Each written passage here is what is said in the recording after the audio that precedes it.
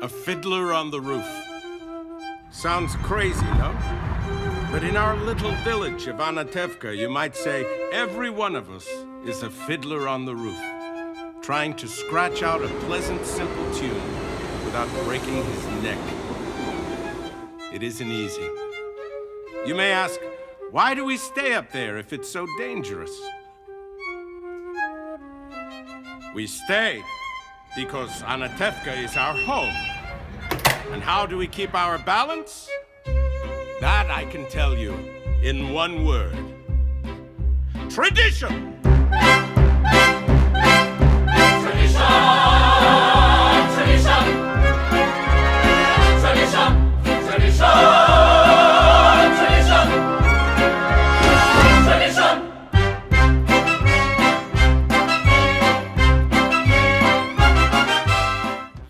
Question 1. What is your favourite part of the show to A, be a part of, and B, to witness? I feel like Matchmaker's so fun to get to do with my sisters. That's probably my favorite part of the show. And my favorite part to witness is L'chaim, because those guys, man, they kill it. And our choreography is so insane and they're so good. And what do you first think of when someone says the word Australia? my new best friend, Monica Swayne, and koala bears, and kangaroos. The next very important question is, how do you order your coffee? Very good question. Depends on the day if we're going iced or hot, but I tend to make it at home in my coffee pot, and I like a little half and half, and then I have this toasted coconut almond milk that I'm really obsessed with, so I do both of those with a little agave, and that's really the jam. But there's this amazing coffee place that everybody in our show is obsessed with called Bibble and Sip, and they have a lavender latte that is to die for, if you can wait online for 45 hours for it. My next question/challenge is,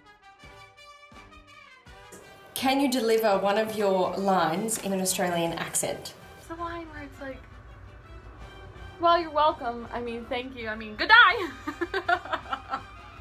Kidding? Yeah. Good day. We're doing like. Yeah, good day, mate. Can you say any of your lines in Australian? In Australian? I mean, an Australian accent. An Australian accent. I don't know. I just woke up. I just woke up too. No. A fiddler on the roof. Hello, this is Debbie from Australia. We like to say this. This is how we say it here in Australia. Or Australia, they say. I'm sorry, Hodel. We'll find someone else for you here in Anatevka. What's your best audition story? One time, I went in for a show and like everybody else had gone in a number of times, and I was like added very late in the process, and I didn't know anything about it. And it was an untitled project, which has since been produced. And when I said roll, no roll, and the sides were for someone who like worked at Time Warner Cable or something. And for some reason, I don't know why, I thought it was like a farce.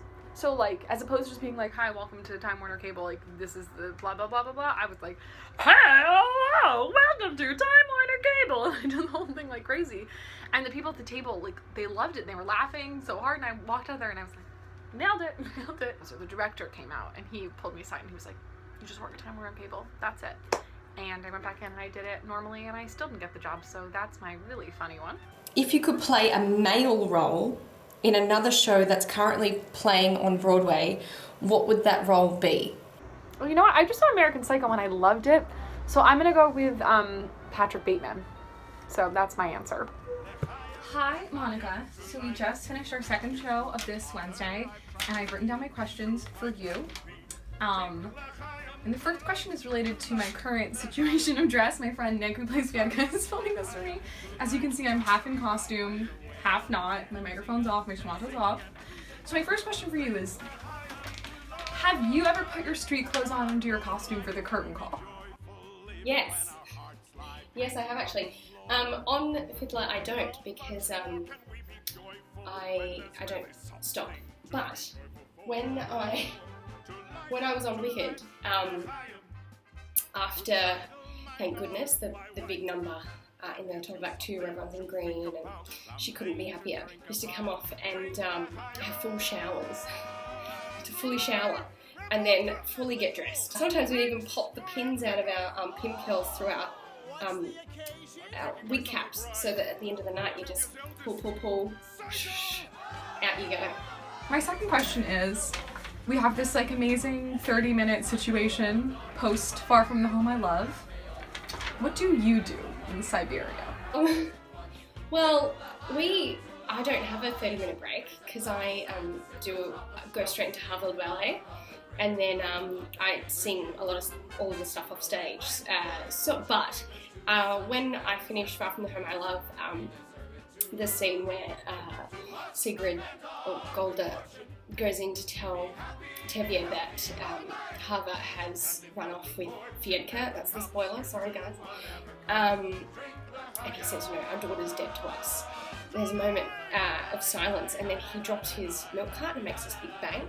So every night someone has to improvise a story that the bang ends up being something, and then we all have to guess what it is.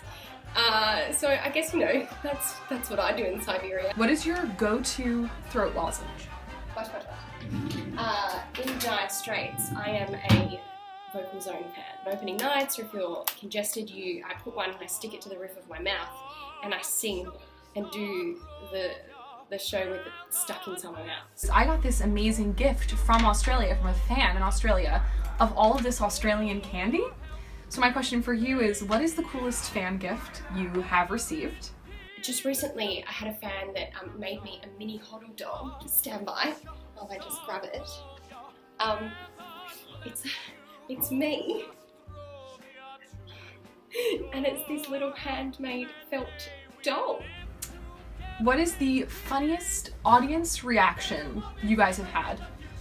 Like one night, when Tevye comes out at the top of Act 2 and he goes, "That was quite a dowry you gave to my daughter's Hodel at her wedding. Was that necessary?" And a kid went, "Yes!"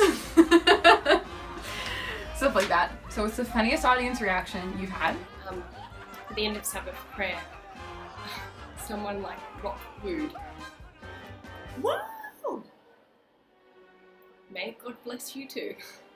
What is the most consistently strange audience reaction you've had? And this is related to something that happens only on our Wednesday matinees. I don't know why, but every Wednesday matinee, Perchik says, "We're not asking for your permission," and the whole audience goes, "Ooh." So I was wondering if you had something that happened like that.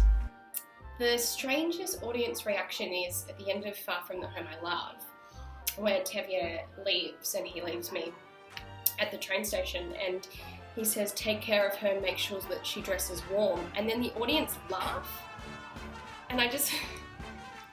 My final question is, give me the fan fiction, what happens to Hodel and Perchik. Like, I want a novel about what you think happens to us in Siberia. Like Bowden, by the way. Hi. He plays Perchik. Perchik. And, yeah, okay. So what happens to you? to both of us. Right. So I'm obviously in jail in Siberia, doing hard labour, which means I get very fit. Yep.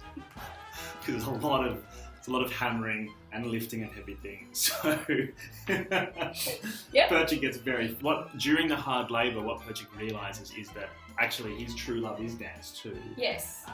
But Russia, doesn't really have... Dance fitness. Yeah. And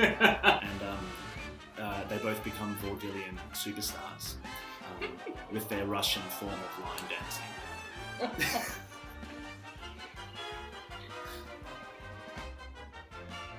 I think that sounds completely plausible.